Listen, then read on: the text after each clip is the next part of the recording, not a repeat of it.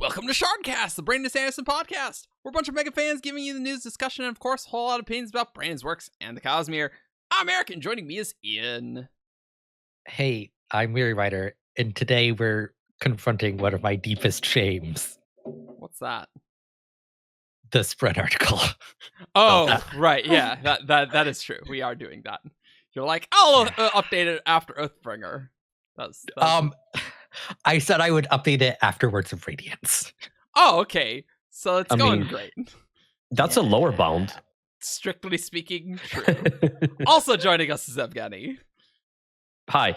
I didn't really come up with anything interesting today. I have a water bottle. Oh, you're skipped. Also joining us is Grace.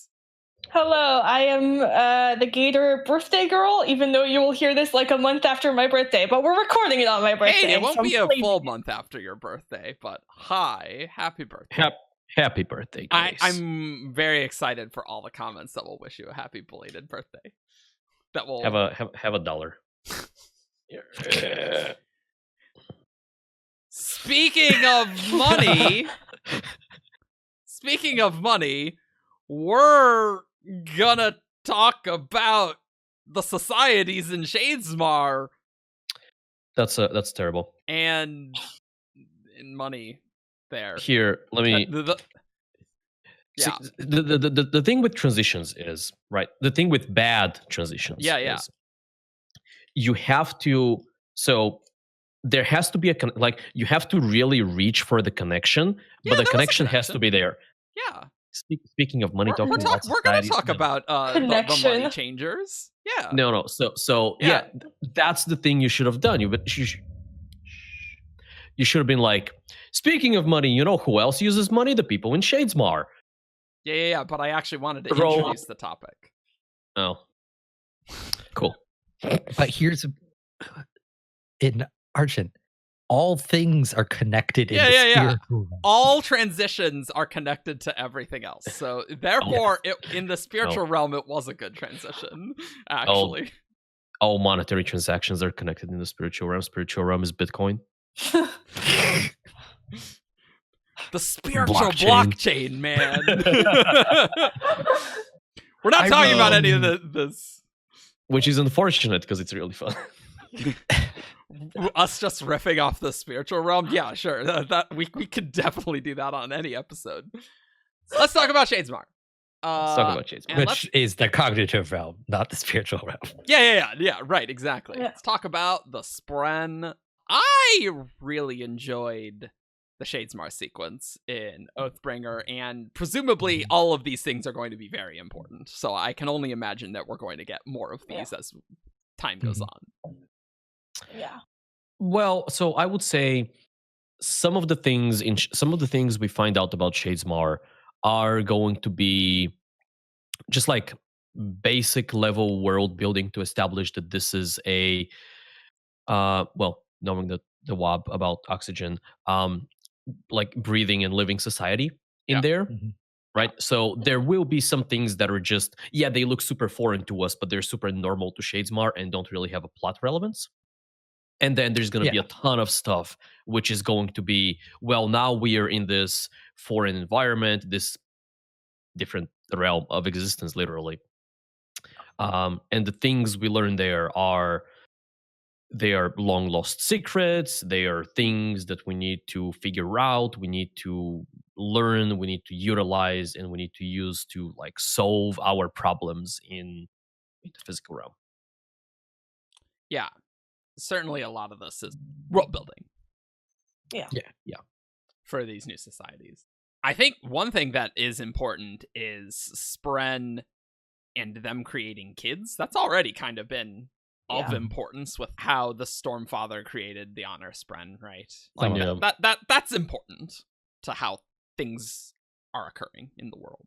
Yeah, it is something that needs to be addressed. Otherwise, it's an obvious question. Well, are all the Spren that we see now like thousands of years old? Right. And so establishing their ability to procreate without, I don't have a crass metaphor to use, without the physical way.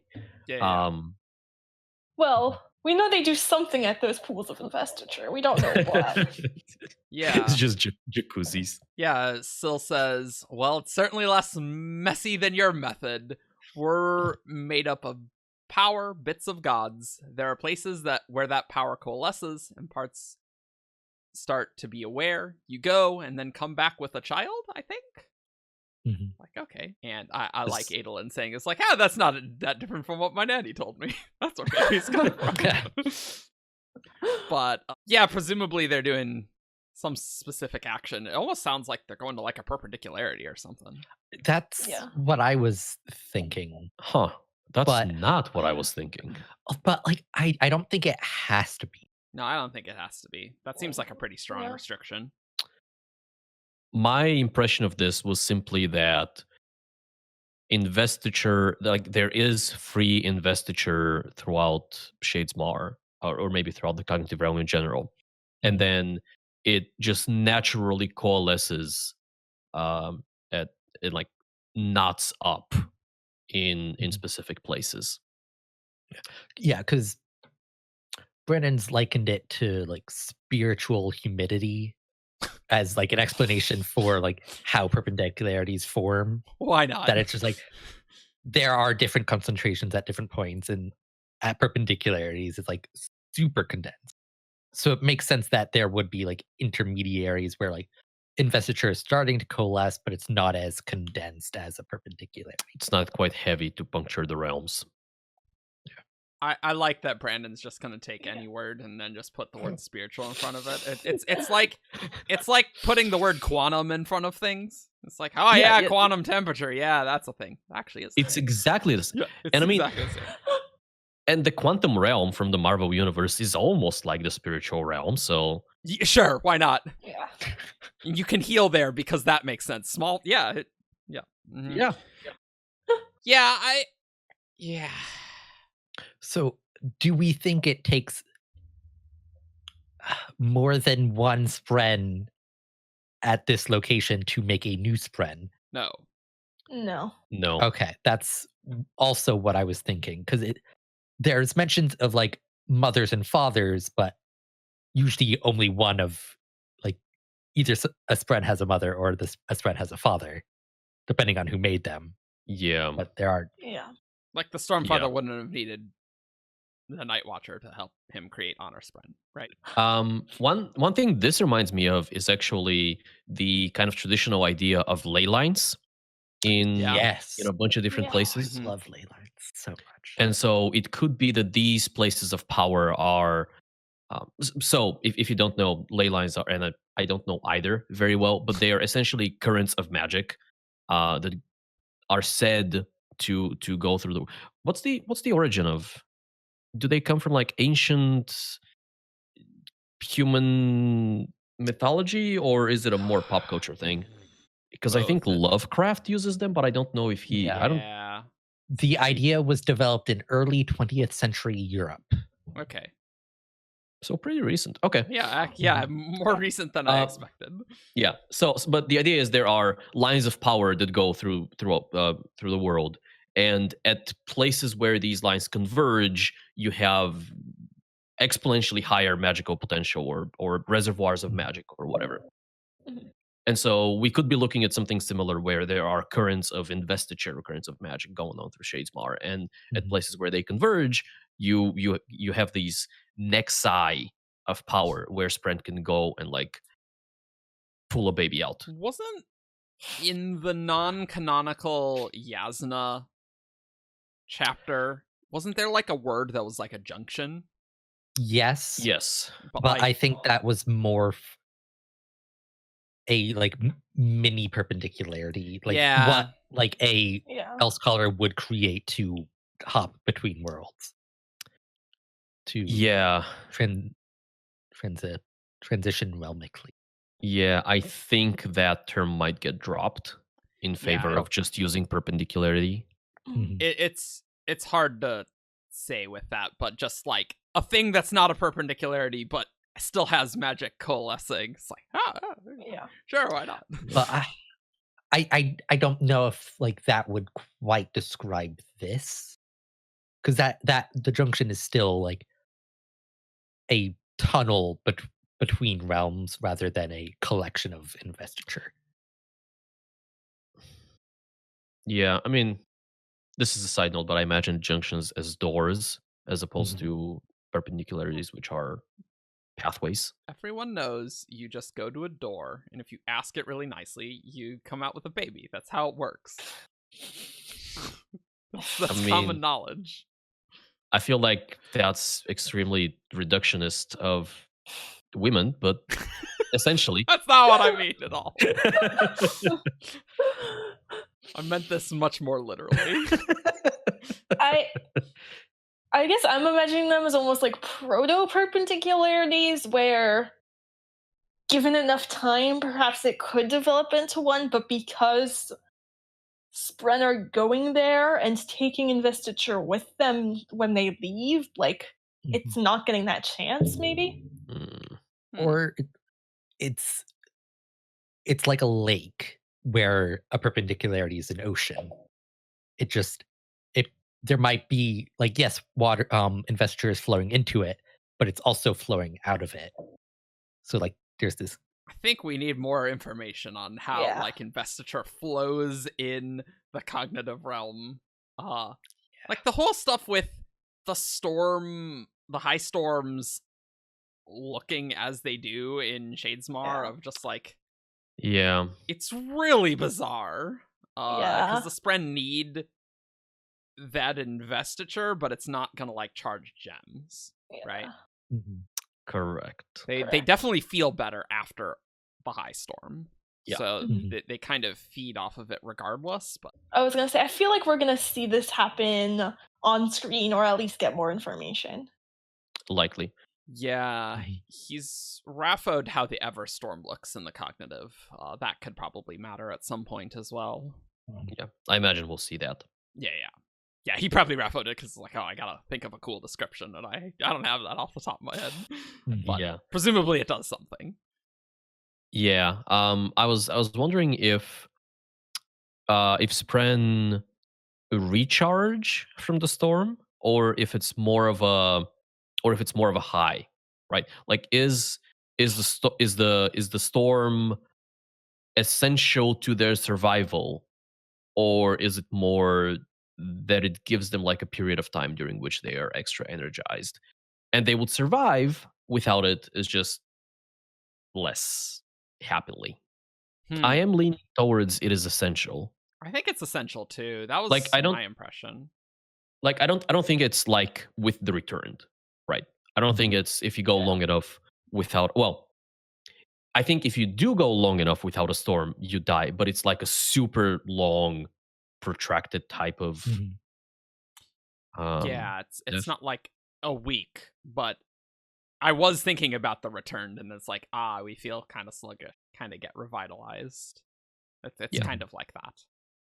And the Spren did feel like one of the party, the human party in there, noticed that the Spren were feeling more down, and like, I don't remember if they were sluggish, but there was an obvious change in their demeanor as the storm passed. I don't know if I fully agree with. I don't know if the storm itself is essential, but I think there's something in the storm, probably investiture, that is perhaps essential to get at some points in time, but the storm is a convenient way to get it. Yeah, sure. I definitely agree with that. There's probably other ways to get that essential thing that they need. That it's just the storm is the Rosharan structure for doing that very efficiently for them. Yeah. And it's a really nicely set up system. Yeah, and this might tie into the difficulties of getting a Spren off-world. Like, yes, it's like investiture is tied to a location, but like once you break that, you then have to keep your Spren alive. That is an interesting thing to think about, isn't it? Yeah, good call. So it's solving that issue as well. You just give it enough breath. Well, I was thinking they're probably heavy, but little jars of sand, one per serving. Just refill them whenever you get the chance. One serving per jar. Yeah, it is interesting. I'm really interested to learn more about that, because like, I mean, I guess the Spren exist in both the physical and cognitive kind of simultaneously, but Mostly cognitive. well, I'm It just is like mostly thinking cognitive. if you were a Radiant and you were somewhere Oh, else, yeah. would like that Spren have to like transition back to get that investiture or something? Probably not. Huh, that's interesting. So I feel like we know that the stronger than a Hellbound is, the more like the Radiant pulls the Spren into the physical. Yeah. Mhm. I don't know whether that means that it's like a permanent. So at level 1, like 70% of the Spren is into the physical. At level 4, 90% of the Spren is into physical all the time. Or if it's more of a, the Spren can shift more either direction. Well, like, there's this notion that when the Spren transition, they forget things, right? Yeah. Yes. And that's before even the Radiant swears oaths, right? So, I don't know about that, but maybe with the Nahel bond, the Spren can, like, feed off of your latent investiture, and they... or something? Yeah. But there's Windle. Like, he doesn't seem to have forgotten anything. Windle is a weird. Windle is weird. Yes, I agree. Yeah, He does mention, because my parents and I just listened to the graphic audio version of this last weekend, that he does mention like he has forgotten some things, but Sure. like they took preparations. Oh, before yeah. Yeah. transition. Oh, right. I'm pretty sure he does. Doesn't he say, "Oh, I thought this was supposed to be harder"? Yes. Yeah. I always kind of thought that his transition was different because of Alif's weirdness, because she was like partially in the cognitive realm or whatever. Yeah, that could also be like maybe he doesn't have to transition as far.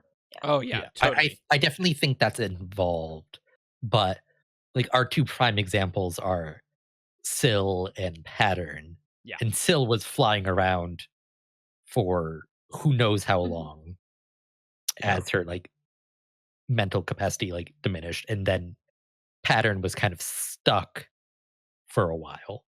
So we haven't really seen from the perspective of like a Radiant Yeah. a normal Spren transition. Well, I think with the other honor Spren in Bridge 4, like they watch and then they'll transition, and so presumably when the Radiants are restored, the Spren will like watch a person be like, yeah, I could see that, and come in, and it's not like a year-long thing or whatever of waiting for Kaladin to swear his frickin' oaths, and still just like being around, right? Like it's the first ones that are the hardest because there's none of the structures in place to rebuild the Radiance. Whereas like with Teft, like his Spren like knew, like they were able to like be prepared when he swore his oath. Right. And they kind of know what the path is, rather than like, I have no idea. What do I need to do? I don't know. It's also possible that Spren lose more and more of themselves the longer they are in the physical. I think that's probably fair. Yeah. And so if you are just hanging out in Shadesmar, kind of peering into the physical and like observing your candidate Radiant, and you go, okay, well, I'd bond that. And you transition and you immediately bond with the Radiant, then like maybe there's very little loss in that process. Or like less. Yeah, I see that. Yeah. Less time for things to leak out. Yeah. That doesn't really answer any of the investiture questions that we had, but presumably we're going to see that. Like, we've gotten such a little glimpse into the cognitive realm that we're going to see a lot more of the cognitive realm. We're not going to see less of the cognitive realm. I think we're going to see more of it as time goes on. We'd have to, yeah. And, like, no Spren are, like, evil. Oh, that's another thing.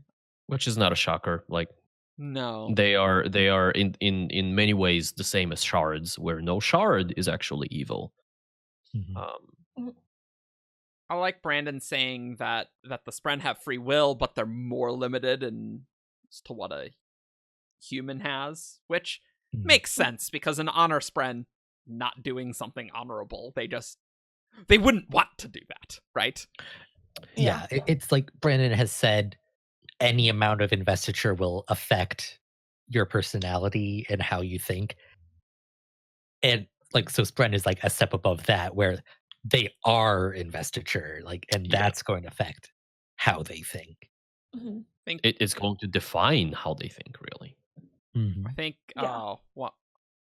what's that quote from Oathbringer Part 1 where Kaladin's like, well, we just need the storm to not do this, and Syl's like, it's a little bit like you're asking water to not be wet. It's like, okay, yeah, they just wouldn't do that. Stormfather's gonna storm. Yep, he's gonna storm it. But yeah, exactly.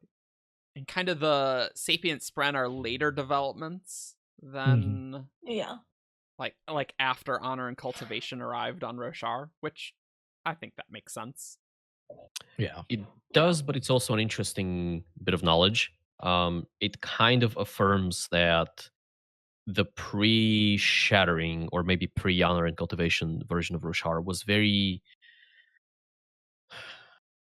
was less of what it was today, or what it is today. I imagine so. Like all the power levels were down. Yeah, well, yeah, they'd have to be, right? So I imagine the honor and cultivation dumped a lot of investiture into Spren to like uplift them or what. Cool. We saw Celebrant, which was a Spren city. Yep. Of course, that's where everything in Shadesmar is reversed, right? So if there's water, then that's land in the cognitive realm. So we got to see lots of fun stuff here. I like how they, just had random assortments of clothing that, like, wow, that doesn't make any sense. Because they trade with, humans. Because humans do go there, but they just have no sense of fashion. Which is very funny. The Spren we've seen haven't. Well, at least like the day-to-day Spren and Celebrant. Yes. I feel like the honor Spren, like it is. So now that I think about this, it is interesting that they wear clothes at all. Yeah, because they don't need to. They don't need to, yeah. And it feels like this is something that has kind of become a thing as their interactions with humans coming over to their world has grown over the years, over the centuries, over the millennia, or whatever. Where, like, maybe early on, in fact, early on, Spren were probably, they didn't care about clothing at all, because why would you? That's not a Spren thing. And then as humans were coming over, either in a conscious attempt to make them feel better or to better fit in or whatever, Spren started wearing clothes to... So not all Spren do wear clothes, though. Yeah, that is true. Because it's like the light Spren, the Reachers, like, wear like physical clothing. Yeah. But honor Spren, their clothing is part of them. Yeah. Do we know of any that wear physical clothes besides Reachers? I feel like none do. Oh. Not off the top of my head. I almost think the Reachers could just be like, oh, hey, that's a cool new thing, those clothes. I've never tried that. I'm going to throw some on and see what it's like. Which would make sense because they're also explorers. Yeah. They interact with humans a lot more. Yeah. I guess I thought there were a lot in Celebrant that did wear clothes. And there was that mishmash and just like kind of being overwhelmed with, whoa, this is weird. I don't remember specifically. Oh, maybe everything I said about this just applies to the Reachers and not the Spren in general. Also, cultivation Spren wear human clothing. Yeah, I think Yeah, so I think it varies spren to spren. Yeah. And I think the fact that some of them do have clothing as part of them rather than just being naked is because it's spren are a result of human and singer cognition, and humans and singers wear clothes. So they'd either they wear would clothes naturally or pick up. create clothes. They wouldn't just manifest as naked bodies. Yeah. Yeah, I dig that. That seems I do similar to I do how wonder- spren have gender. They just get that from humans. I do wonder how much control they have over their appearance. What if the Reachers do have clothing that is part of them, and they just choose to wear physical clothing on top of that? I imagine they would. Doesn't Still say at one point that she could, with Stormlight, change her appearance in Shadesmar? Was it with Stormlight? I think that was a reference to Shallan creating an illusion for her. I thought I remember Shallan does that or something, and then Kaladin asked her, can't you just change your appearance like you do in the physical realm? And she's like, no, I need light to do that here. It's possible. Yeah, I vaguely do remember that. Interesting. It's at least it seems reasonable. Yeah. That money connection. They got the perfect gemstones, a celebrant that can hold light indefinitely, and apparently, Celebrant doesn't seem like that important of a city overall. It is a Spren city, but there's honor Spren cities, and presumably there's many cities. And this is a trade hub, I think. Yeah. I didn't think it was insignificant. I don't think it's lasting integrity kind of important, but I think it's kind of a big deal in there. Yeah. Yeah, I'm okay with that. For sure. I kind of got the vibe reading that there aren't many places where there's a lot of different types of Spren interacting and trading, and Celebrant was one of those few places, and most of the cities were just one Spren type or another. Yeah, because there's the cryptic city, and they're just satisfied with one city.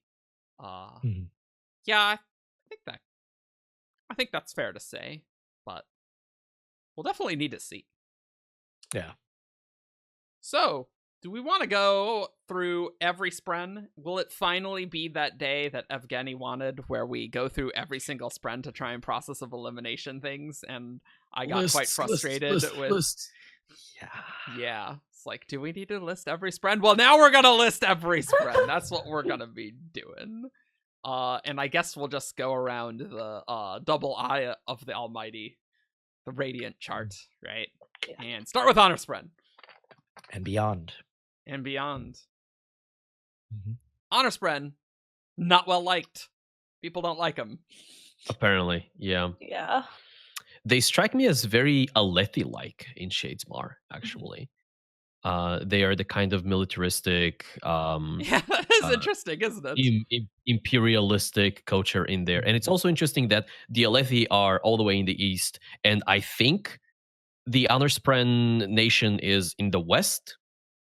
I thought it was in the east. Was it? Well, Lasting Integrity is certainly more west than Celebrant. I don't know how west. Oh, okay. Which kind of makes sense, because Alethi culture, going way back to the time of the Radiance, was the home of the Windrunners. And not only the home... Well, I wouldn't say the home of the Windrunners. The main hub. Yeah, was it? Lasting Integrity is southwest of Celebrant. So, southwest? Southwest. Wow. So, that could mean a lot of things, depending on how south and how west you're referring to. Okay, yeah. So, but more west. But I do like the notion that they are similar culturally to the Alethi.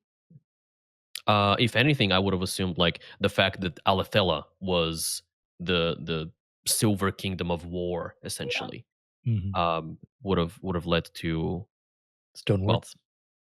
Yeah, Yeah, I was trying to make the connection with the honor Spren work somehow, and I can't.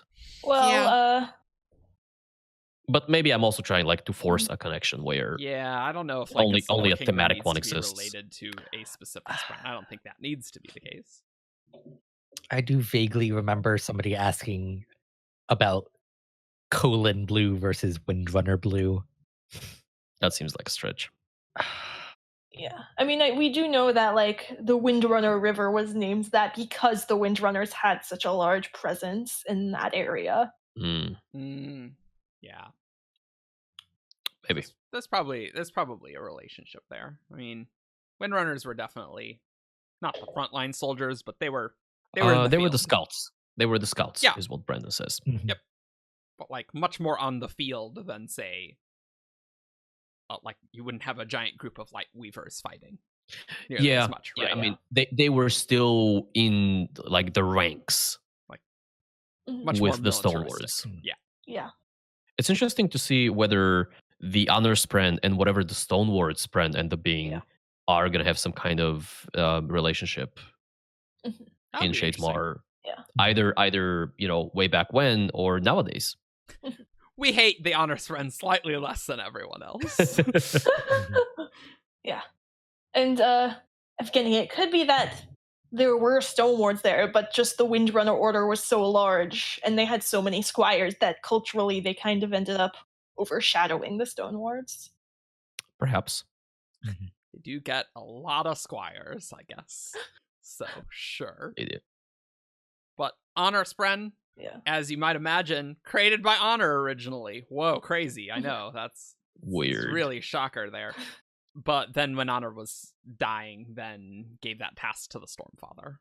And so most were killed in the Recreants. And then the Stormfather made more.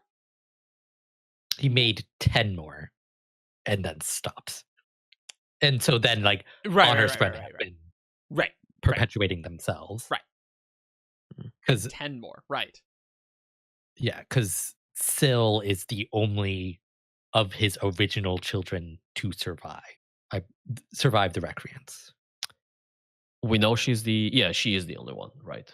Mm-hmm. Yeah. The ancient daughter.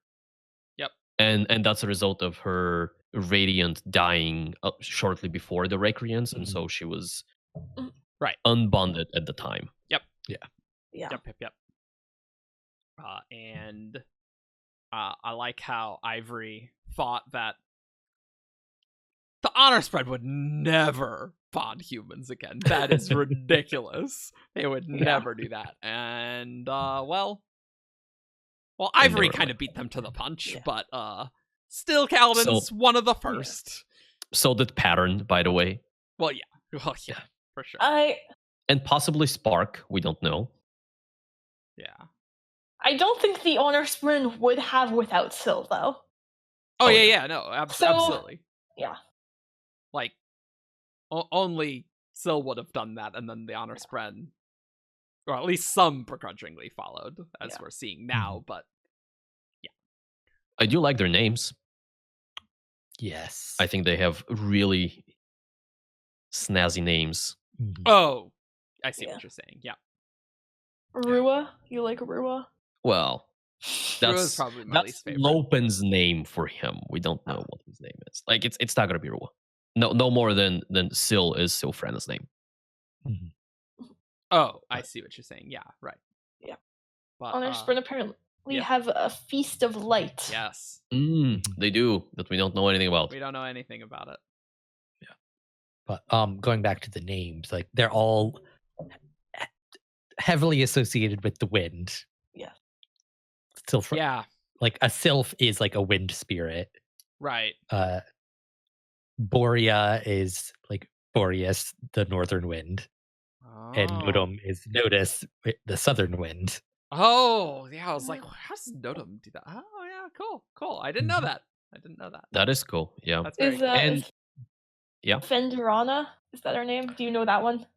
I do not know what that translates to or what it is inspired by, but Fenadora, could be something like that. Fenadora, yeah. Yeah. which harkens back to like the original Way of Kings, right? Where there were no Spren, but there were like there were Spren, but there were only a few named ones. And so I think Syl was like essentially the Spren of the North Wind or whatever. She was the East Wind. East Wind, sure. Oh, right. Yeah, right. Wow, that Way of Kings Prime is crazy to think about. It's like, wow, that's different. And then that makes sense, whereas like Honor Spren view Wind Spren as cousins. They do. And the reason why the Honor Spren are not liked is because they tried to conquer all of Shadesmar, right? Yeah. They did. Yeah. Or at least, sorry. We're saying Shadesmar as the Rosharan subastral of the cognitive realm. Thank you. You're welcome. So this section of Shadesmar. And like Honor Spren are kind of elitist because they do view themselves as the closest to honor. They do. So like it makes sense that they would think like, oh, it's natural that we should lead. Yeah. And I can definitely imagine Honor Spren kind of going on a conquering spree and then just being like, but wait, we're following all the honorable rules of battle, and like I don't see why anyone is mad at us, even though they like invaded and are being super condescending about everything. And other people are like, your notion of honor and what's right is stupid. Get out. Like, that sounds about right. The High Spren are just like, you have no legal claim to this land. Yeah, I'm sure. Do we want to talk about the High Spren then? Yeah. Sure, yeah. So, High Spren, they're the Skybreakers Sprens. They are. They're about the law. They are. Yeah. They also look really weird. They look super weird. Like, my impression of them is they look like cracks in the sky, like cloud cover, right? And then like a crack in there and like stars beyond. That's my image of them. Super weird. Yes. It's like I almost like eye shaped. Like how exactly. Yeah. So it's like and so like we've only seen them from the physical realm. Yeah, right.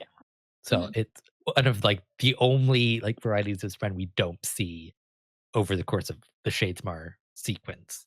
That is true. Yeah. Which is interesting. Makes me wonder if they are similarly to the cryptics kind of isolated.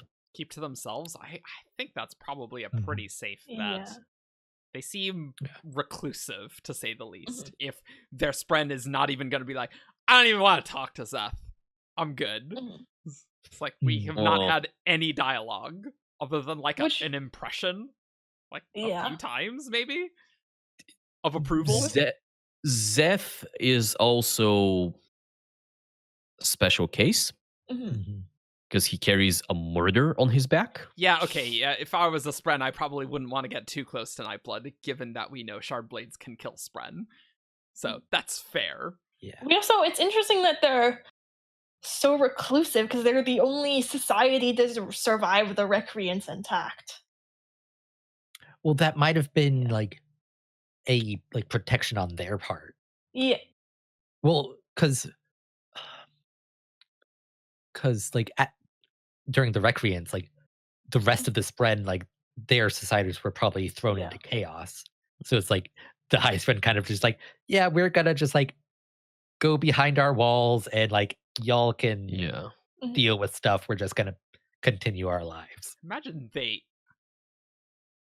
I think both the High Spren and Honor Spren are horrifically elitist for completely different reasons. And I think if you were a High Spren, you'd be like, well, we didn't get murdered in the Recreants, so screw you guys. We're way older and smarter than all of you, right?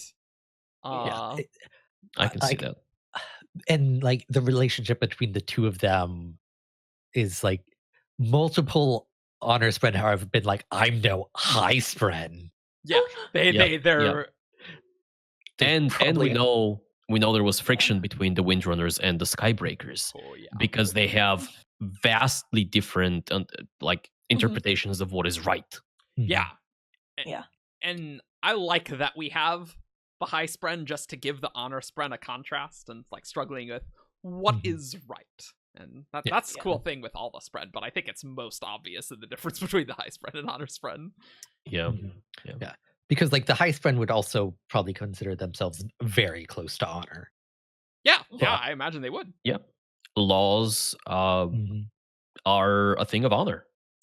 Yeah, I definitely think it's just a different interpretation of what honor means, essentially. It's like we're following the rules.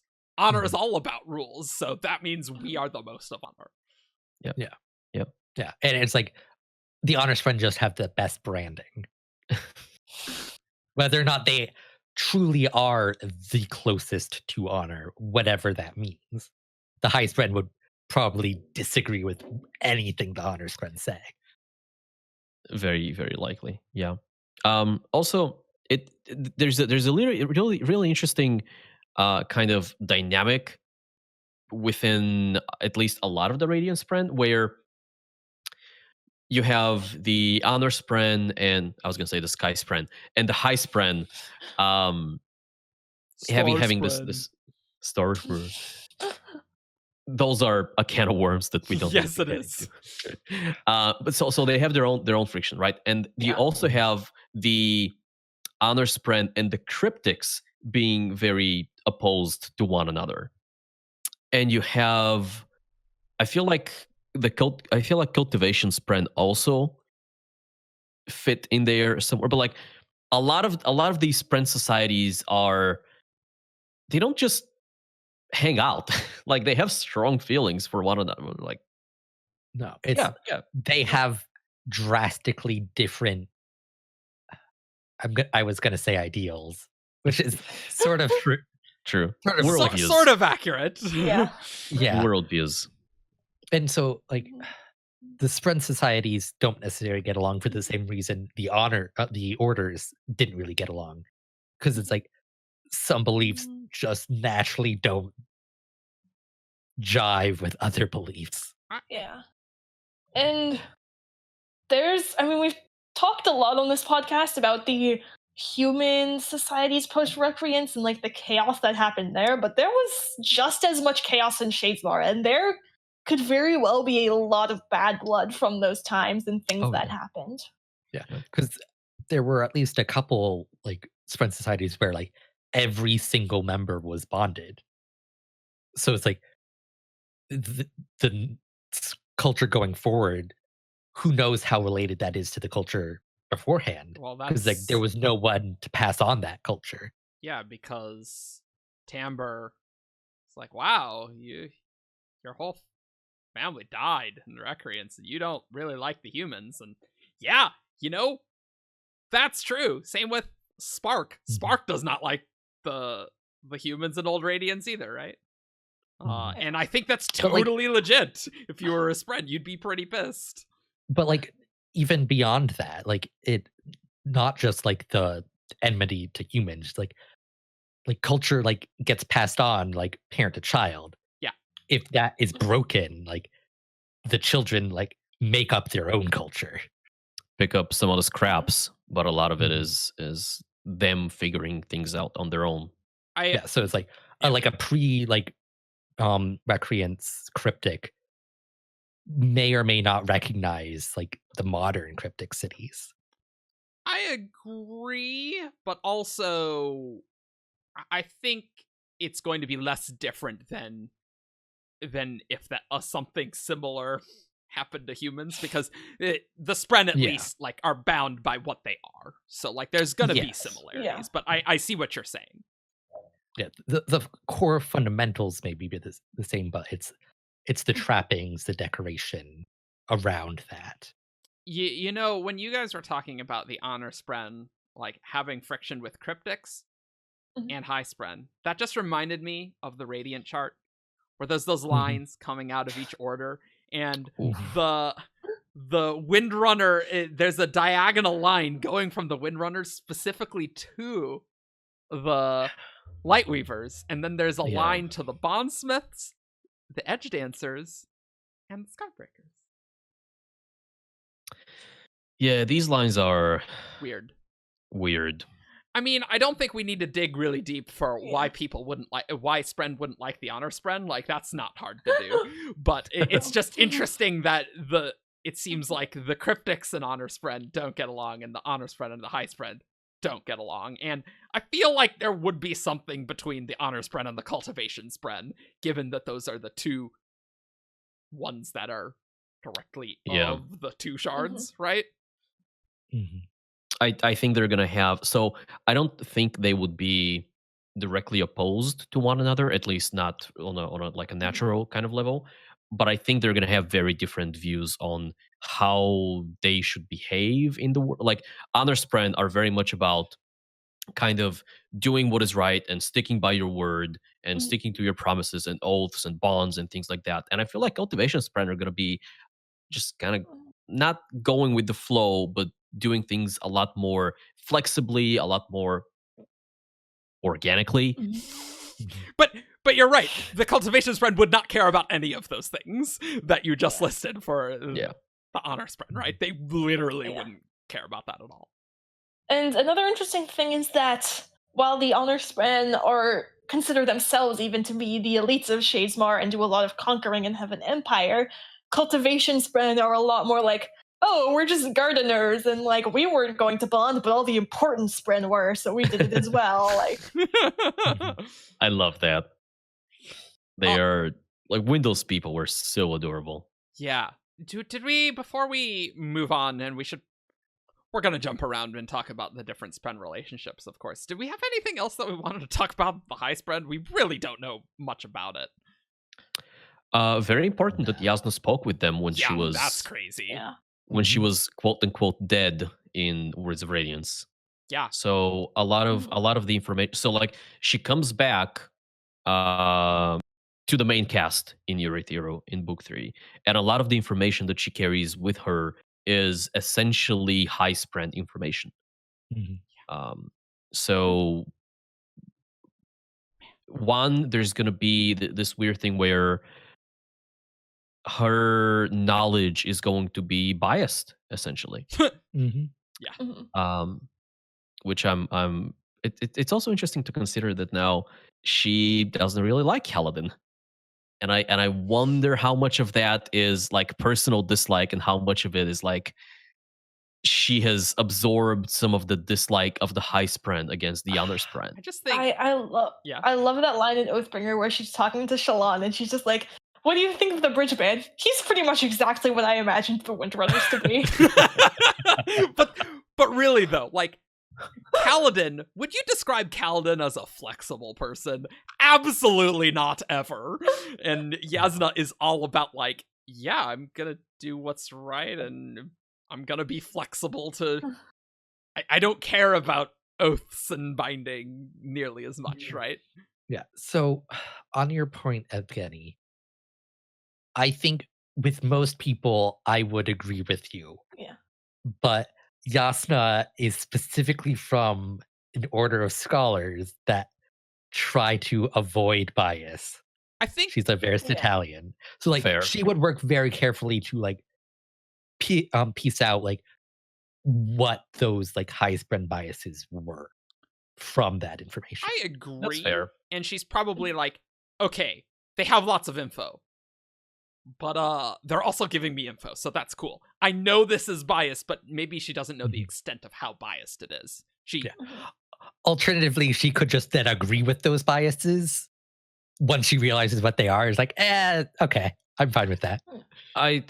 The thing I was going more for was not the bias, but the fact that there's only like specific things the High Spren would know.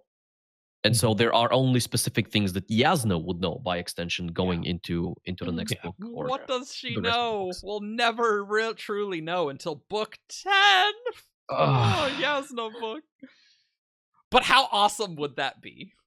Oh man. It's gonna if it's Brandon's like saving that for book 10. Hers and pounds. Oh, pack 5. Who knows what that can even entail, but but I think that covers all the things about the High Spren that we wanted to cover. Let's talk about one that we barely know anything about, the Ash Spren. Even though we've seen a Radiant. Terrifying. So they look really, really cool in Shadesmar. They really do. Or creepy, depending on your persuasion. Those can be the same thing. Distinct. They look very distinct in Shadesmar. With their Shadesmar-y flesh turning into ash and just like flaking away into the wind. Well, not With the wind, their probably. bones remaining. Yeah, and so they only their skeleton remains, and then it just kind of regrows back. That's so cool. It's like Brandon was like, all right, let's have a Spren that looks like a skeleton, but like let's make it like really magically awesome because we're in the cognitive realm and we can do that. It's like, hell yeah, that sounds awesome. To be fair, I think it only happens like a little bit, like on the fingers, for example, or the hands, or maybe like a little bit on the sides of the flesh, the sides of the face. Mm-hmm. It's not like their entire body just like disintegrates and then rebuilds. It's like whenever like moves, like they move. Sure. So like I don't think like instead of like their skin like molding to whatever their bones are doing, is like whenever there's move, like the ash like flakes away and you see the bones. Mm. And then, so like once it stops moving. Yeah. Like this part of your arm it wouldn't happen in. Because you don't move that really, but like it would. Maybe. But like if you like move your arm like this, then that would flake away. And Ashbren like to break things apart to see what's inside because it's fun. Because they're curious. They're curious. They're a scholarly order, really. Oh wait. And Malada's we didn't really see a lot of Malada in Oathbringer, but the stuff we do see is like, okay, I'm suitably terrified, and I love just the quote of Malada saying, "I told you the rest of them are idiots. They assume all the Spren are going to be on their side. Never mind what the Radiants did to Spark's friends. Never mind that organized devotion to honor is what killed hundreds of Ashbren in the first place." That's bad news, Brian.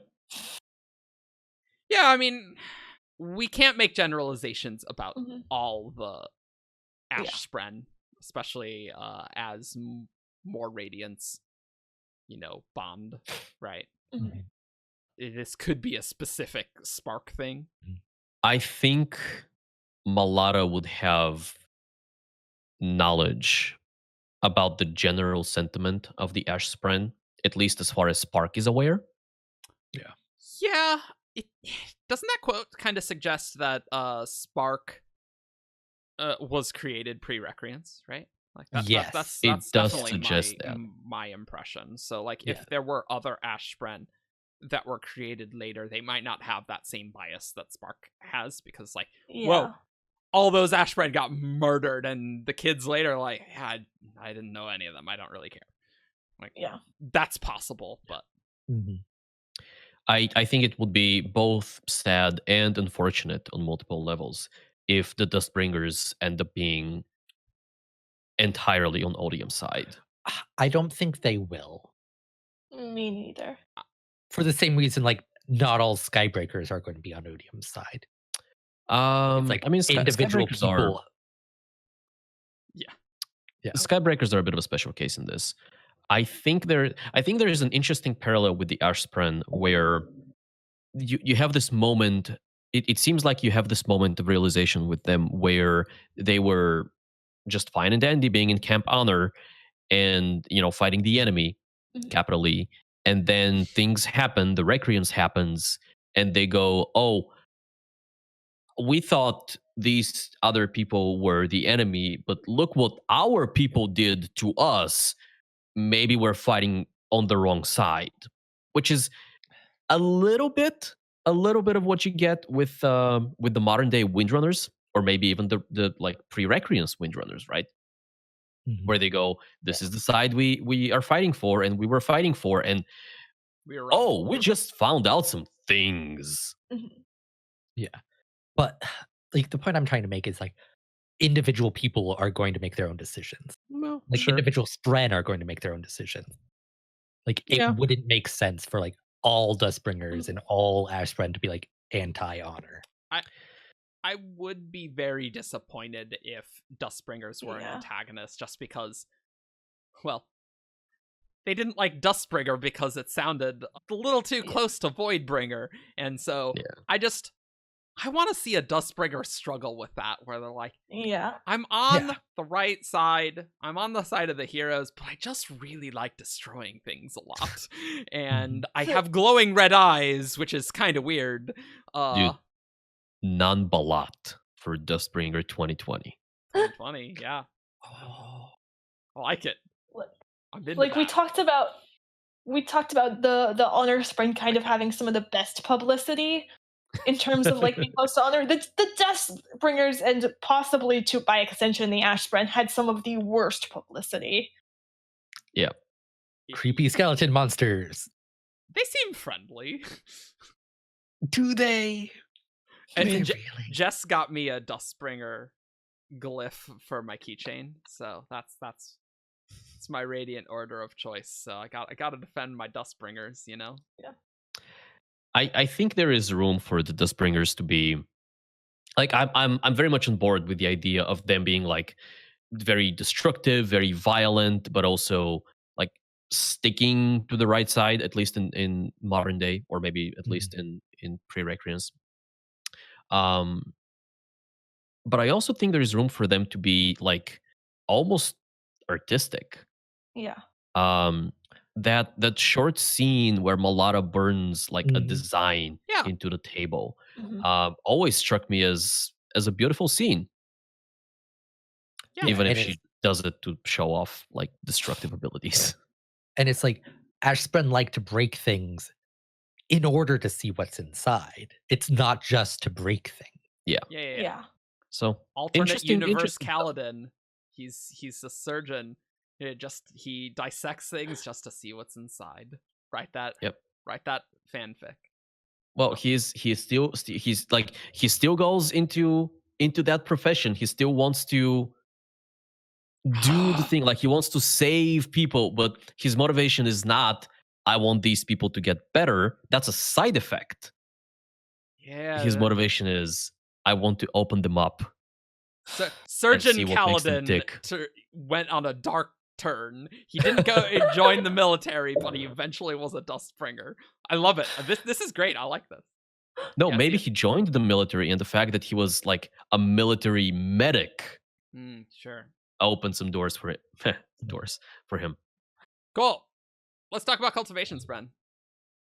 So they don't really have the same sort of thing that Honor Spren have with like cities and stuff. How did that go?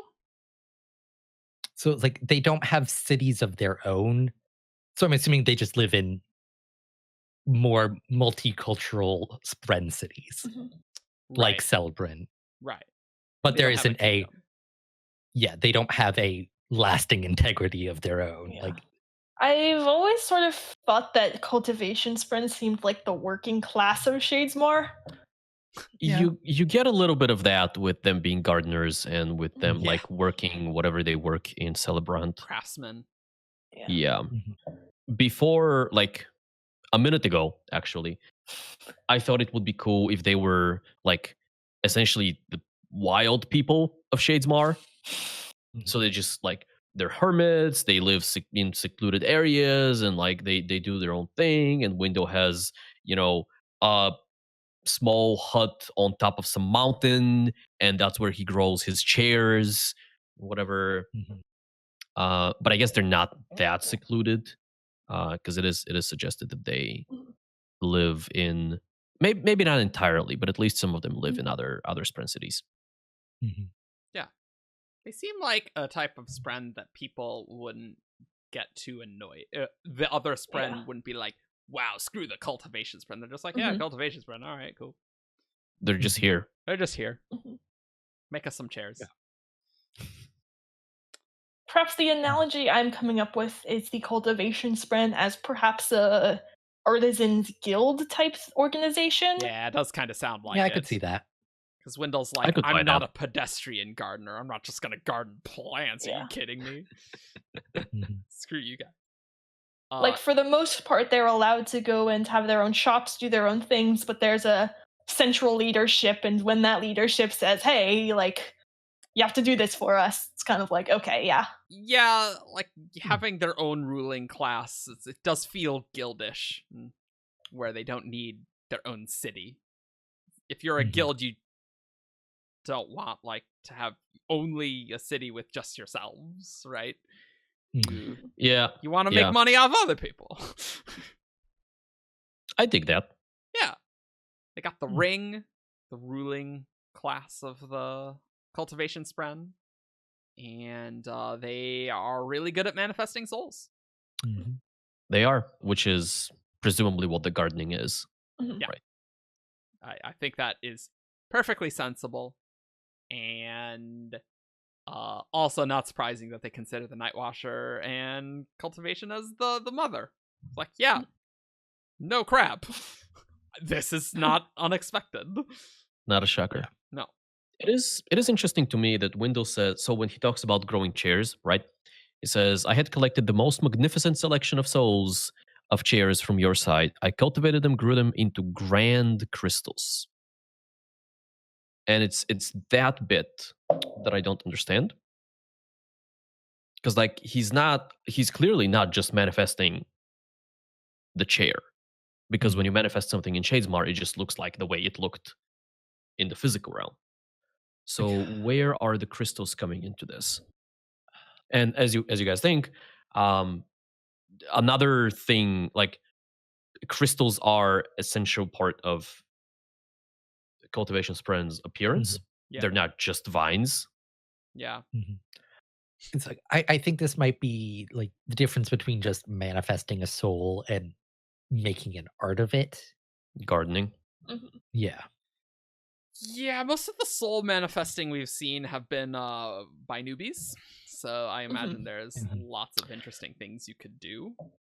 Wait, let me think about this again. When Shallan, right, so end of Oathbringer, when she manifests a brick wall, right, to stop a fused that was coming at her. Right. Did that wall look like a brick wall, or did it look like a brick wall built from like spheres? That one I don't like, because definitely earlier on when she manifests buildings and walls and such, it's all of the spheres coming together. That one, I want to say it was a single thing. Because if it was spheres, then I can kind of see, or not spheres, but like glass beads. Then I can maybe see like the crystals that Window was talking about being like just the glass beads. Yeah. Like that's what he considers crystals. Which is still weird because at another place he jumping into the sea of glass feet first, so he doesn't consider those things to be crystals there. So I think there's probably just a lot about manifesting that we don't understand. I think that's fair. But it is very interesting to think about. Cool. I'm very interested to like meet the ring. You know? Yeah. Just see what they're like. I wonder if they're gonna be like old hags or something. Like village elders. Yeah. Like a coven. Yeah. That seems I also think it's interesting that from what we've seen, the cultivation spren seems some of the least resentful about the recreants. Yeah. That is true. I wonder if that's because they are kind of everything changes type of people. I think they might just interpret it as, okay, well, this is an opportunity for growth for something different. You know? Yeah. Because it was a pruning. Yeah, it's a pruning. Yeah. Of our people. Lots of people. And it's like, if they're the closest to cultivation, they're the furthest from honor. Yeah. More or less. So it's like, oh yeah, they broke their oaths. Okay. Whatever. But it's also interesting because you'd think from their order, the edge dancers would be the most upset about like remembering the forgotten and sort of stuff. Yeah. Yeah. Let's go to our next one, which is currently unnamed at this time, the Truth Watcher Spren. That's their name. They're called Truth Watcher Sprens. Yeah, that's what they're called. Hey, remember when we called the cryptics Spren? That was good times. I mean, that's in the books. Yeah, but it was in the books in the sense that we would call them Spren. No, what's funny is Brendan telling us to call them Truth Spren. Oh. I mean, it's a better name than Spren. I mean, I can see why they would feel that way. That they would prefer that. Well, like, no, like this was like much like before he told us before he wanted to tell us like what their actual name was. He's like, you can just call them Truth Spren for now. Yeah, I mean, we know very little about the Truth Watcher Spren. We have their description, and Renarin Spren is not that. I mean, he's a corrupted one of these. Yeah, but he's not like the standard Spren of that type. Yes. Yeah. But like there are enough similarities in descriptions that like, okay, like these are the same thing, just one is corrupted. Yeah. Yeah. And I think that having seen the corrupted versions of Spren whose appearance is known from like the sequence in Kolinar in book 3, I think there are some conclusions we can come to about the actual appearance of the truth, like the non-corrupted Truth Watcher Spren. I mean, we see that as well. Description. Yeah. We see that memes interlude. Yeah. Oh, that's right. We also wait. Yasna, the whole point of that scene was to get a description of the Truth Watcher Spren, and that's how she knew that Renarin Spren was not the same. Describe it? Yeah.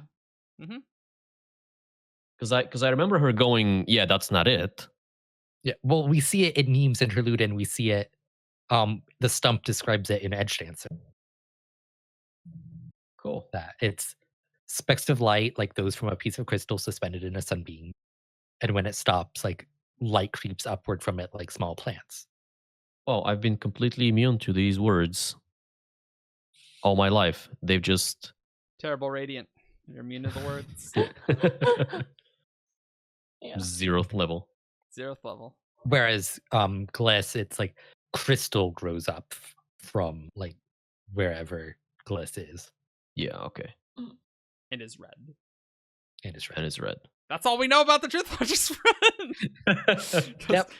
They've been I mean, to be fair, the whole point is so we can have a reveal about Renarin. There's no time for us to discuss this. Yeah. This type of stuff. They seem to be pretty shy. I don't think we even see them in Celebrant. No. We know they're not Light Spren. They're not Light Spren. Or Miss Spren. They're neither. Or Miss Spren. Much to Ian's dismay. Let's talk about the cryptics. We do know stuff about them. Yay, main characters and seeing their book. Cryptics are super weird.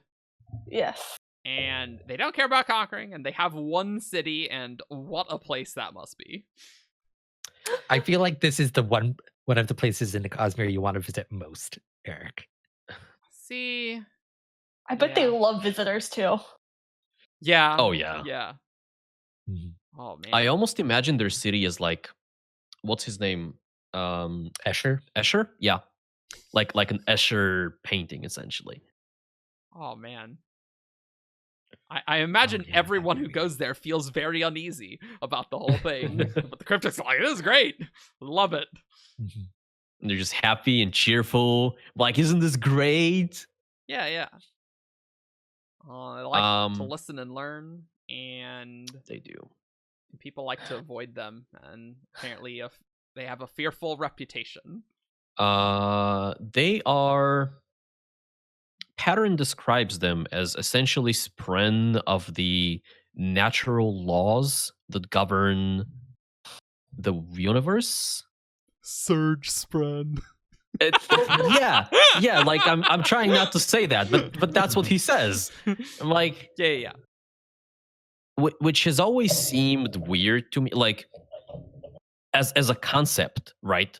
Mhm. It's such a high concept because a lot of the other Spren are very, even the Radiant Spren are very straightforward. Like, yeah, Ash Spren are obviously not like the Spren of all the Ash in the world, right? It's a misnomer thing going on there. Right. Honor Spren are a lot more about just honor, but at least there's something to latch onto. And with cryptics is like this next level nature that they have. Mhm. Spren of like essentially the mathematical laws Yep. behind the physical laws of the universe or whatever. They love physics. And other Spren, other cryptics were around Pattern when Shallan was drawing in Way of Kings.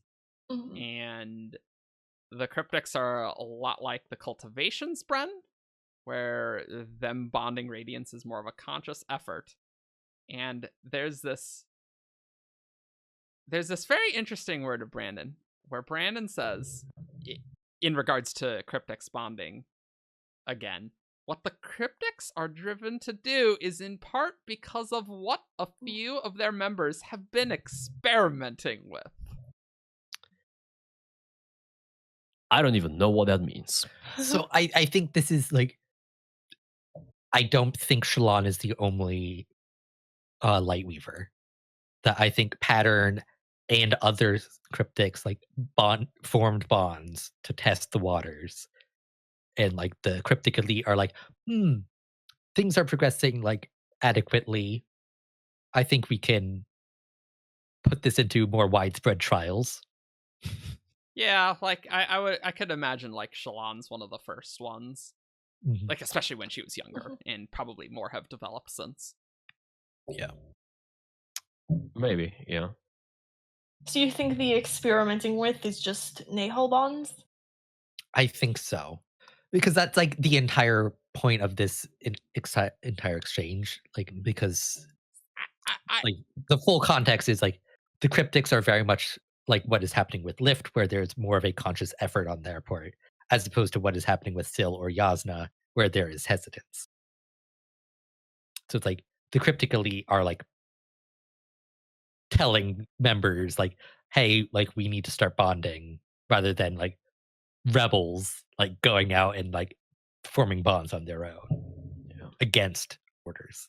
I don't think it means experimenting with Nahel bonds. I don't know what they're experimenting with, but like it's I want to imagine a series of experiments that are like, yes, we need radiance again or something.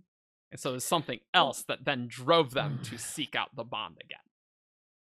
That's what that implies. Maybe. I don't know what that means or what that could involve, but that's what I read that as. It feels clunky to me. I mean, if you're essentially a long-lived species and you are the like sciencey Spren, right? You're probably doing lots of experiments on weird crap. Maybe they're experimenting with fabrials and junk. Who knows? I don't think, if that were the case, that this would be how Brandon explains that. I think this is just a poorly chosen word by Brandon.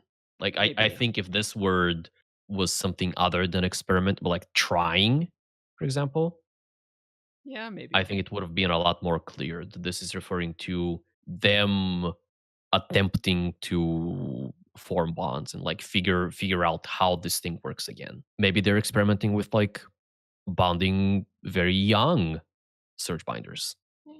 And then there's another quote where the cryptics, on the other hand, are totally fine with what's happening, but Pattern was the one who was nominated. He lobbied for it to go and be the guinea pig. So I guess, yeah, that's kind of saying that sort of experimentation in that way.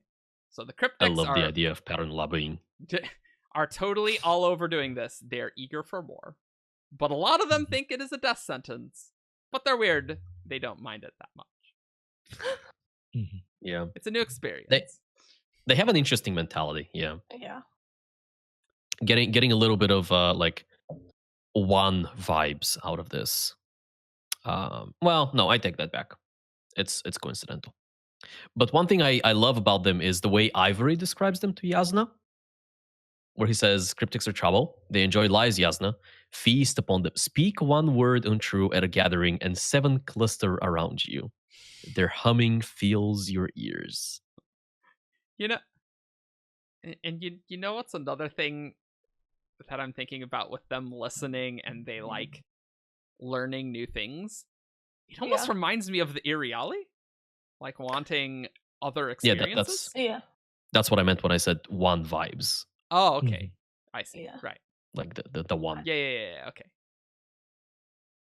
Yeah. But no, I don't think that for them it's not about the new experience. For them, it's about the acquisition of knowledge. Yeah. Sure. I totally. It's the same thing as like you would send a scientist in a dangerous area to find things out, right, and transmit them back, even if they might die in the process. And they love computers. Cryptics love computers, and Brandon references that. I'm sad there was a really good sequence in Oathbringer that had to get cut out for timing reasons, where Pattern talked about how famous he was. That'll hopefully be able to release as a deleted scene or something. It would be really interesting to see a Deadeye cryptic. Yeah. How would that work? Because Brandon says it's not because like Deadeye's about the eyes, right? Eyes burned out and things like it, scratched out for Maya. Yep. For cryptics, Brandon says that essentially their algorithm is messed up. And so I imagine this, because like normally they have a fractal face, something that is very symmetric, very, well, pattern-y. And so I imagine Dead Eyes are just going to have like segments of that be broken and like either have sharp edges where in other places there are curved lines, or maybe have like bits go the other direction, or have like the entire thing be nice and symmetric and all, but like this area in there is just chaos. A or broken is blank. Fractal is interesting to think about. Yeah. What would that even look like? That's gonna be sweet. I think that'd be really cool. We gotta go to the cryptic city eventually, right? Surely we must. Yeah. I would say one of the honor Spren cities and the cryptic cities are just places we are bound to visit. Right? Yeah. Shalon and Adolin couples retreat. I think that would be hilarious. No, but it can't be Adelaine. It has to be Kaladin, because the honor Spren and the cryptics. Yeah. Book 4 is gonna be Shallan and Kaladin dumping Adolin. Oh, great! Yeah. Marrying. That all happens in the 1 year gap. Yeah. Right. Off screen. Yep. Marrying. Yep. Going to Shadesmar. Yep. And with the power of love, visiting the honor Spren and doing like a Romeo and Juliet type of thing where, hey, I am a Windrunner, she's a Light Weaver, right, she has it can a never cryptic, work. I have an honor Spren. It could never work, but we made it work. Join us, and then going to the cryptics and doing the same spiel. Yeah. And calling it. And the first scene of Shallan is just them, Shallan and Kaladin just making out. Just hard. Yep. Yeah. And there's a Shadesmar sunset in the background, even though the sun never sets there. Yeah, no. That's like there's like the glittering, like high storm in Shadesmar, like very, very romantic. You know, that's nice. Yeah. Isn't that good? Nice. I love it. Don't do any of these things, Brandon. No, this is an in-world text, but also because it's Shadesmar and no one has been there, all of the facts about what Shadesmar is like are completely wrong.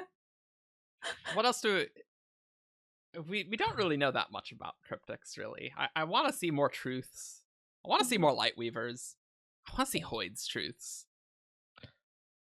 Yeah. I don't think we're going to get to see those on screen. No. Maybe some, maybe like late. Like maybe in like Mistborn era 4 or whatever. Yeah.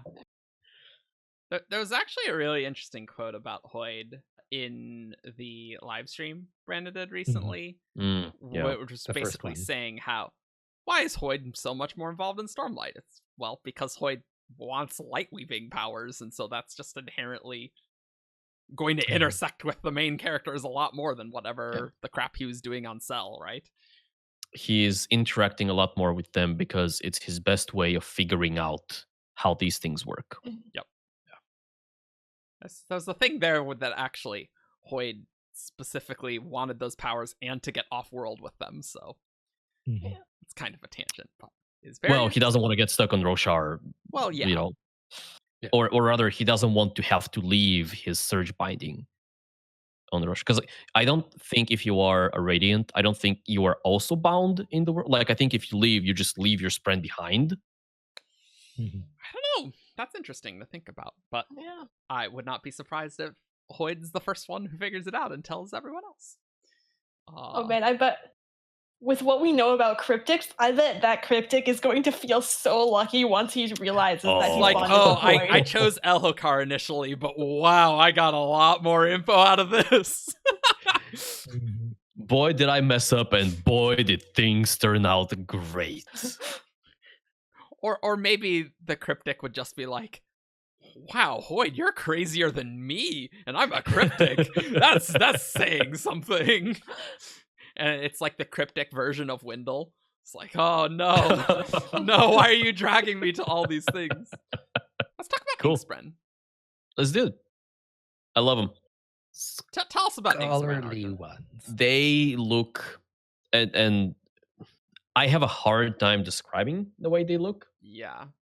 Because it's a very clear visual in my head, but also I don't have the words. But they're like, that's a word that describes them, yes. They have a very interesting way of speaking, which I love. Oh, God. I find it infuriating. Oh, no, I love it. I get so annoyed when Ivory talks. That's why I couldn't be an L scholar. I would just get too pissed off. Oh, I love everything about that. Oh, infuriating. It gives them character. It gives them culture. It makes them unique. I agree with all those things. I hate it. What is there not to love, right? Obviously, Yasna is bound to one. I'm thinking back of the prologue of Words of Radiance. Yeah. And there were multiple Inkspren there. Yes. But we also know that they don't do the whole like a console thing where they send a representative, like somebody to bond a Radiant. So I think that's a weird. Well, I think it's like Ivory was with some friends when Yasna popped over. I always thought it was more they kind of discovered somehow that Ivory was planning this and sent some people to maybe try to see if they could stop him before he did. And yeah, that makes sense.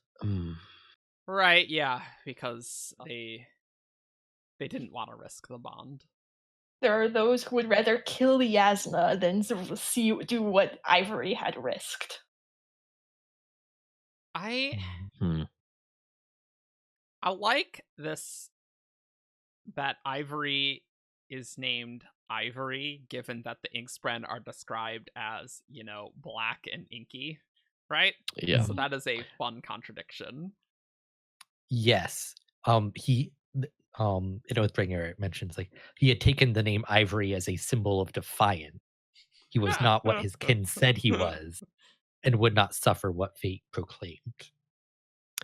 I remember there was a discussion in the community a while back on that name specifically, and somebody had found a reference to how you could use ivory as a word to describe either something that's really white or something that's really black. Like it's a legitimate English way of using the word. And so some people didn't find his name confusing at all. They're like, well, yeah, of course, he's ivory. It's the color of ivory. And then other people are like, that's not how ivory works. Huh. And they just dislike how much humans change. I'd be very interested to see more of Ivory being dark, because yeah, I don't remember. This is like 20 many years ago, whatever. Okay. So I always found the name Inkspren kind of interesting. Like their description, it makes sense. Yes. I guess like the ink scholar, you're writing things down type thing. Mm-hmm. Guess that's what it's supposed to I imply. assumed it was the scholarship thing. Yeah. Yeah. Mm-hmm. We talked in cryptics about them being Spren of natural forces, and I wonder what ink Spren are Spren of. Because, like, I don't think it's physical ink. Well, No. unlikely. No. Just spill a bunch of ink and get a sprint. No. Yeah. Well, from what we've seen from Ivory, he does see. I mean, he seems like a very good match for Yasna. Is what he seems definitely. like. He is very objective, not at all emotional. In fact, that's what he admires about Yasna, or thinks that he admires about Yasna, that she doesn't give in to her emotions. Mm-hmm. That Yasna's almost like a Spren. Yeah. Yeah. Yasna's like, I'm not really comfortable with that description. It's got to be something tied to scholarship and knowledge, right? It's like logic, Spren metacognition. Yeah. We've seen actual logic Spren. Well, yeah, it's like not just logic, but it's like thinking through things, like not just like making a snap decision, but considering all possibilities and choosing the right path. Critical thinking Spren. Pretty much. I mean, Thunk Spren. It could very much be that logic Spren are like cousins to the ink Spren, just like Wind Spren to honor Spren. Yep. And I would not be surprised at all by that, right? Yeah. I could see that. Absolutely. And especially if we espouse the idea that Radiant Spren are uplifted versions of like some other Spren that already existed, which apparently doesn't. No. They're there. But if we do, then that makes things possible. I like how they spent centuries with no older Spren to guide things Spren, and they were just starting to recover the culture and society they lost. So it's essentially the adults who die in the Recreants. Yep. Yeah. And it is fun, this word of Brandon, how Brandon compares like ink Spren to a thing out of honor. Like thinking logically. No. So the other way, right? Ink Spren do not like how variable humans are. It's a thing of honor. Mm-hmm.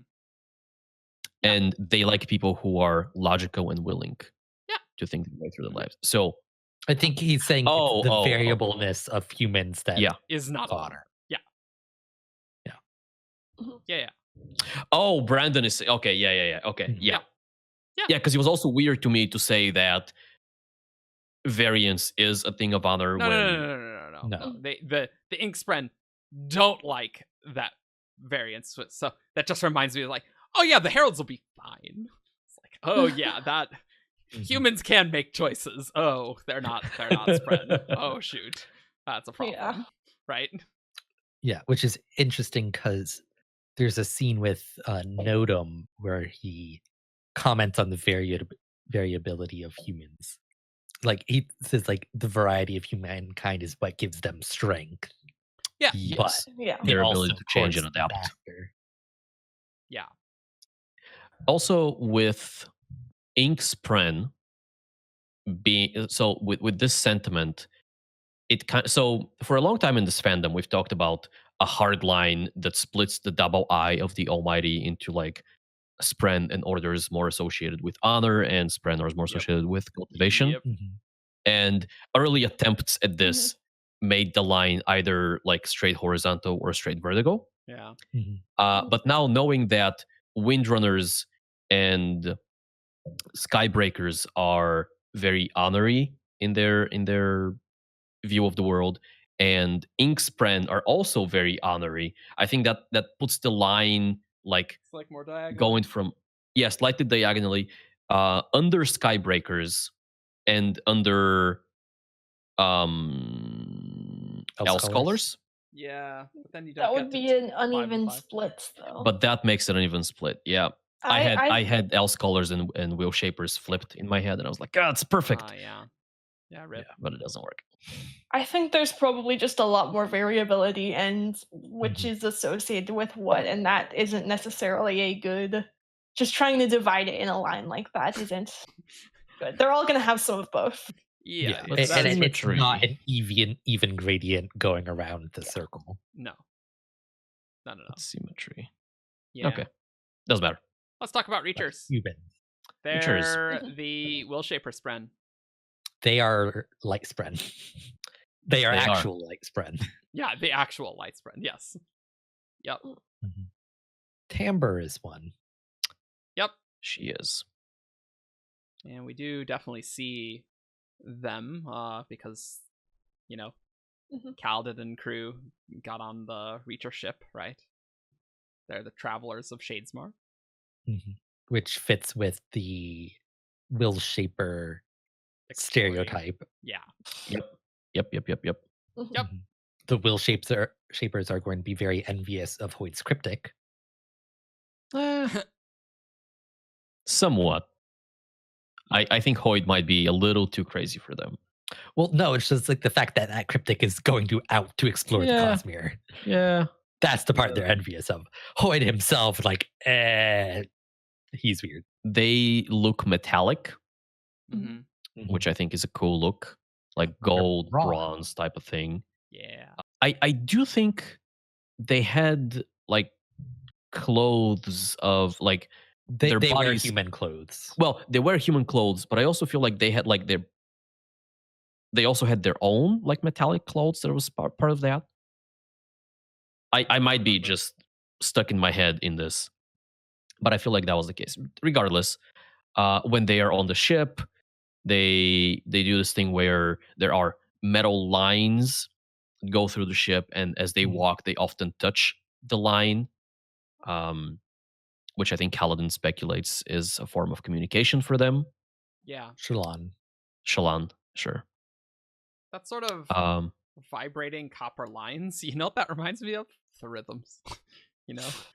But also, like, what does bronze do in Allomancy? Well, it detects other vesture. Mm-hmm. It detects rhythms. It detects, like, patterns it's of copper lines. Not no, bronze. But the light Spren are described as bronze. Oh, sure, yeah, that's true. Yes, yeah, and then there's the implication that Timbre is Aiko's granddaughter, which, Well, his daughter. Right. Yeah, yes. Thank you. And they're not happy with humans. No. Yeah. Well, which is interesting because they work with them a lot. Or not a lot, but like. I think you can work with someone without wanting to spend. You can work with someone without making a lifelong commitment with them. And like, yeah, that's fair, I guess. We don't know how much of that is Timbre and how much that is Reachers. Yeah, that's true. Because like Timbre, like it's her grandfather that is a Deadeye, which is why like she doesn't want to bond a human. Yeah, but other light Spren might not have the same opinion. And we can also see this a little bit in Aiko's sentiment, like when he talks to Adolin about Maya, and how he thinks that no matter what Adolin says, Maya is a tool to him. Like that family has issues. Yeah, with humans. Yeah, the Reachers are cool, but don't really have their own cities, so at least that we know. But they're a nomadic people. Yeah, I would not be shocked if that was the case. It's just interesting that like specific Spren cities is definitely rare, but like that makes sense. There's lots of different types of Spren. Having enough of a single Spren type to make a full city. Yeah. Let alone a nation. Yeah, right. Yeah. Which makes it even more interesting that the Honor Spren have multiple cities. Like there's a lot of them. I mean, that could also mean that they have a place that they conquered and they're the ruling class, and you know. Like there could be misspren cities, and they're just the nobility essentially. Yeah. You're right. Yeah. Interesting. That's probably what I would expect. Oh yeah, and somebody does describe them as essentially the light eyes of the Spren. Still probably. Yeah. Both Honor Spren and Cryptics have been described as light eyes of Spren. Interesting. And there's the two that we know have cities. So, hey, there you go. Yeah. Moving along the chart, we got the Stone Ward Spren, the cracked stone Spren with the molten inside, right? Yes. And we don't have a name for them. And Nope. that's all we know. Yep. Yeah. These ones are cool looking. They're cool, yeah. What if they're stone Spren? That is very boring. It is. The Spren of the Stone. Isn't that what the Shin? Yep, that's right. Spren of the Mountain. Well, Shin loves Stone Wards. That's just a fact. Because, see, they ward away the stone for them. Easy. Nailed it. 100%. Easy.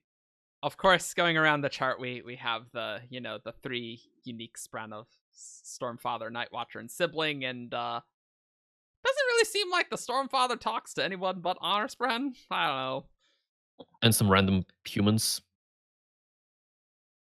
Radiant. I think they all pretty much just do their own thing. Yeah. Yeah. Not really important day-to-day life. I mean, the Stormfather is constantly riding the storms, so. Yeah, they are in some ways a lot more like a force of nature than the others. Yes. Yeah. They just exist. Not Mhm. Spren are little bits of gods, whereas the unique Spren, they're big chunks of gods. They just are. Yeah. You know? They chonky. They chunky. Mhm. And then number 11 of Sapient Spren, that is not a Radiant Spren, is the Mist Spren. Who have a very cool description. Yeah, what is it? Because they have gaseous limbs that end in gloved hands. Her feminine face was the shape of a porcelain mask, and she, like others of her kind, wore a vest and trousers that seemed to float on a body made of swirling, indistinct fog. I rate So- that as cool. I think they are. So if you strip them, I think they're just like clouds of vapor, essentially clouds of mist.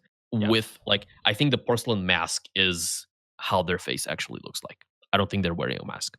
No, Yeah. I no. 100% that's because like I find like this description very similar to how the Night Watcher is described. I was gonna say that. Yeah, that's true. I did ask Brennan about this, and after a couple Oh, right. misconceptions on his part, Yeah. where he thought I was talking about the Mist Spirit from Mistborn, Right, I remember he this eventually now. rafoed me. Ah, Yeah. Right, I I don't think there's much to that. I think we thought about talking about that on Shardcast, but we paraphrased that one that you did because it was just confusing because Brandon was Yeah. confused, which is fine. But like, so my theory was that the Night Watcher is the one that made the Mist Spren. I think that is completely reasonable and valid because if the Stormfather can, I imagine the Night Watcher can too. That seems very reasonable. Yeah, but there's all the hands. I want to take that out of context where you're just like, someone says something and you're just like, yeah, but there's all the hands. It's like, what? Just make a gif out of it. GIF. Get out. But so the Mist Spren definitely seem more of a peasant class. Like they're the ones actually crewing the Honor Spren ship. Yeah. Mhm. They're not. They're just following orders. That would make sense if the Night Watcher made them more recently, like way before the origin of the Radiance. So I Mhm. thinking about that, I'm not as bothered that they're not Radiant Spren because Yeah. I do like the idea that the sibling or Night Watcher could create Spren. Yeah. My frustration is just more that there was no indication that there were other Spren varieties. Yeah. So when I sat down after Oathbringer, it's like trying to sort all of the descriptions of Spren, I just naturally slotted the Mist Spren in with the Truth Watchers. In that open slot where they, Yeah, Yep. because like, oh yeah, like this totally makes sense. Like, but no. There was one order without a Spren and one sapient Spren Mhm. without an order. Yeah. Yeah, but it doesn't. So mention I those hope- options, but yeah, I hope we get to see more sapient Spren yeah. because it would be really weird if the Mist Spren are like Mhm. Dude, preservation made those though. Yep, nailed it. I'm only like 80% joking. Yeah. Before they went to Scadrial, yeah. Moving on. In Edge Dancer, there's actually a mention of potentially another variety of sapient Spren, which is the keen Spren. Oh yeah. K-E-N. Because there's a point where Lift has a conversation with the urchin in weird slang, and Wendell makes the comment that like that was a very strange conversation, and I once made a garden for a bunch of keen Spren. Yeah, so there must surely be other sapient Spren that are not radiant Spren. So Yeah. If they were the only ones, then that would be a little weird for sure. Yeah. Unless there was a reason for it, and that'll get revealed in like book 10. I mean, I think the reason that the Night Watcher made them post-recreance or something, or long after Nohadon's time, I'm pretty satisfied with that, to be honest. Or just like they never like figured out how to do surge binding. Or it's like all of the slots were already filled. So it's like there was no need for them. Yeah. However that works. Because that's a weird thing in and of itself. Big question marks there. Yeah. But cool. I kind of forgot about the Keen Spren, so that's good. Well, that's literally the one mention. It is. Yeah. It is indeed. Cool. Well, I think that we learned a lot about all the different Spren. Or at least the sapient Spren. There's plenty more that we did not talk about, but we're talking about the cultures, the things that we'd see more.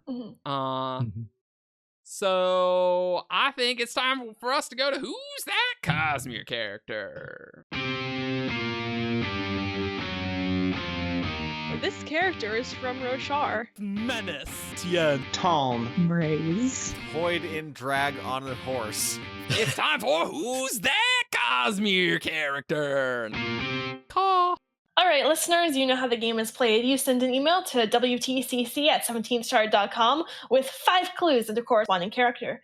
I read each clue aloud to our panel list of contestants, and after each one, they get a chance to guess who's that Cosmere character. Let's begin. This first one was sent in by Everett Whitaker. Cool. Hi. Clue 1. This character has a secret. So pretty much everyone in the Cosmere. Tin. It is not Tin. Shallan. It is not Shallan. God, I would have been so upset if that was the answer. Yeah, wouldn't that be funny? So my guess is Denth. It is not Denth. Clue 2. This character is male. Hoid. It is not Hoid. The lowest of hanging fruit. The fruits that are on the ground is the ones you're going for. I'm sick of getting things wrong when it's sometimes it is the obvious answer. And to be honest, these clues are too vague, so I might as well just go for things that I definitely know satisfy both the clues that we currently have, right? Delof. It is not Delof. What about Amaram? It is not Amaram. Clue 3. This character is a member of Bridge 4. Teft. It is not Teft. Well, now that both of you are out, I can take my time. Well, shoot.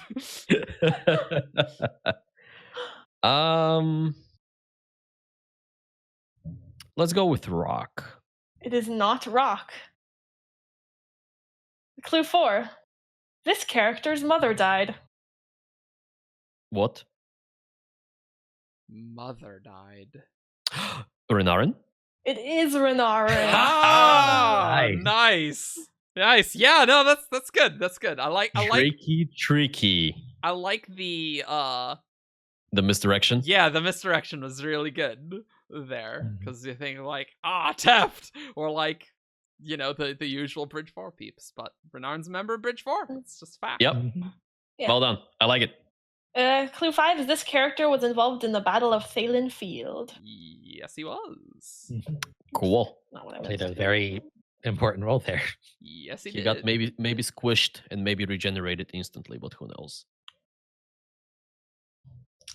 This next one was sent in by Silver Radicand. Yep. Oh. Silver Radicand.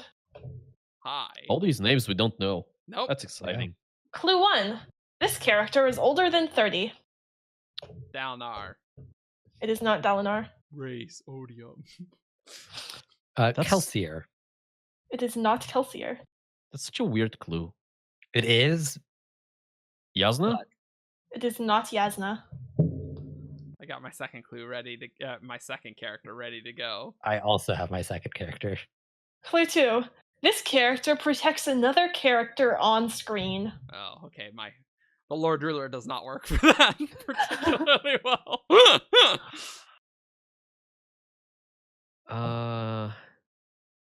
So this feels like the kind of character where we don't know their actual age. We just know that they're older than 30. Like from a wob that Brandon said. Or just like by appearance. It's like, I don't know exactly how old, but just older than that. Like somebody notes their appearance and says, hey, they look about, in their 30s. Yeah. I'm going to guess Seth. It is not Zeth. Okay. I don't remember if we know anything about his age, but I'm going to guess Light Song. It is not Lightsong. Pretty sure he was in his 40s or something. Yeah, he was older. He had to be older.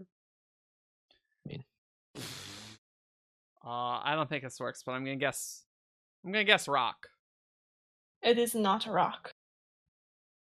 Clue 3. This character uses a sword. Is it Sweet. Seolin from Elantris? It is not Seolin. Vasher? It is not Vasher. Definitely older than 30. Uses Little bit. a sword. Specifically a sword. God, there's the whole fencing club in Elantris. Yeah, but I wouldn't call a rapier a sword. I would. It's 100% a sword. It is a type of sword. It is a type of sword. Fine. It's like not even debatable. What is a sword?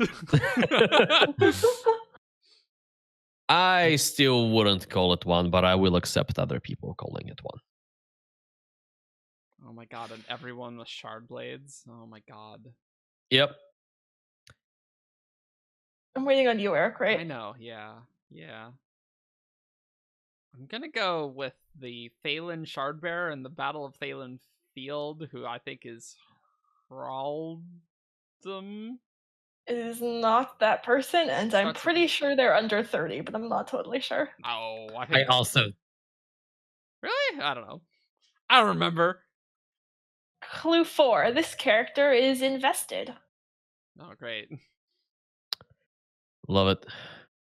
How would you define is invested? Yeah. ham. It is not Ham. Okay.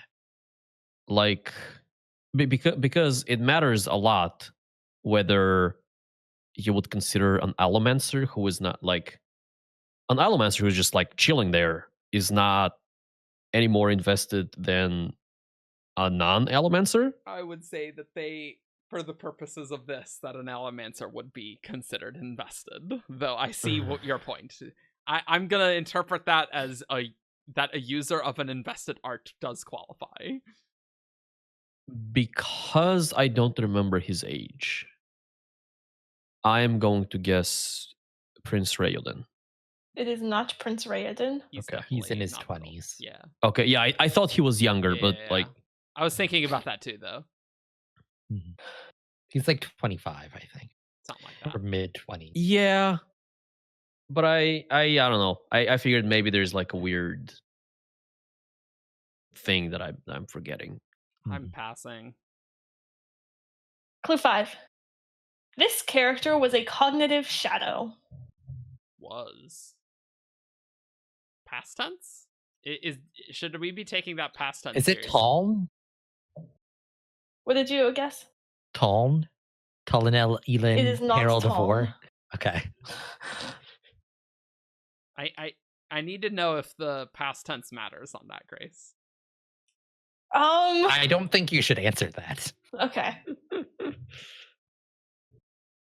You guessed We don't- Vasher already. I did, and somebody guessed Oh. Denth. Yeah. No, I guess Dent in the last thing. I don't think anyone guessed Dent in this. Oh, one. real? No. Okay, Denth. Really? It is not Dent. Well, Okay. but I think I know who it is.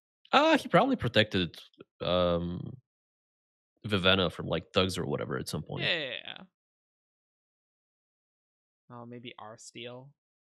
That's what I was thinking. I was thinking Claude. Yeah. Yeah.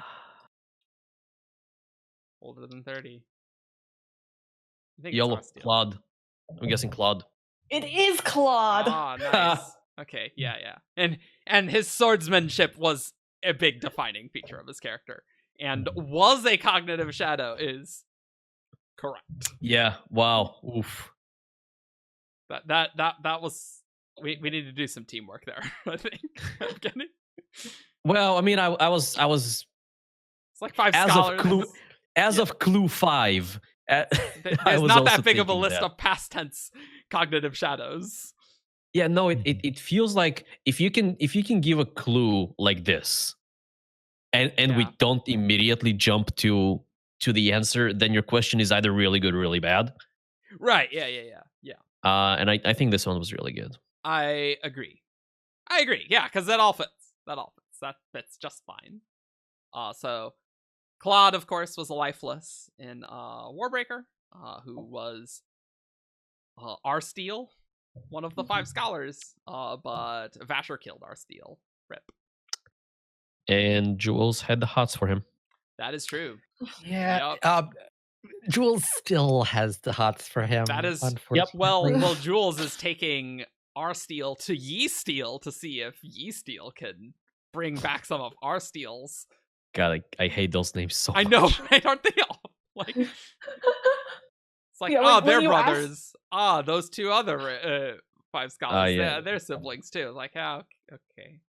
Cool. When you asked if the was important, I was like, I don't want to answer this because I'm not 100% sure if lifeless are cognitive shadows or not. I would not say that they are cognitive shadows. It's Unclear. unclear. It is unclear, but Well, I mean, no, let me remedy that. It is not clear that he is still a cognitive shadow. I think lifeless for the most part are. Yeah, that's well. I think for the don't most agree. part it is. I think just for the most breath. part they are not. I think for the most part, Yeah. they're not. Sorry. Yeah, that's what I meant. Yeah, I meant that it is just the breath that animates them, Yeah, and yeah, like the original thing is gone. Mhm. It might have and the body might have some memory, but it's not like the soul and that other stuff is gone. There's a copy there, but it's not a copy like a cognitive shadow. Right. Yep. Yeah. Right. and yep. I mean, I wouldn't even say it's a copy Well, it's like for regular lifeless. it's like bits and pieces that like because like they are more aware. There's a framework there, but it's not like the person. Yes. To use an analogy that I think comes from the Emperor's Soul, you draw on a piece of paper hard enough, there's an imprint underneath. Mhm. Thanks for listening to Shark. I think this is a great topic for Follow us on 17shard.com for all your news, discussion, theories, and fun that you can ever want. You can join us on Discord. Follow us on Facebook, Twitter, YouTube, and SoundCloud. You can leave us a review on iTunes, and you can support us on Patreon. Link below. And we will see you all next time. Bye. Peace. Bye. Caw.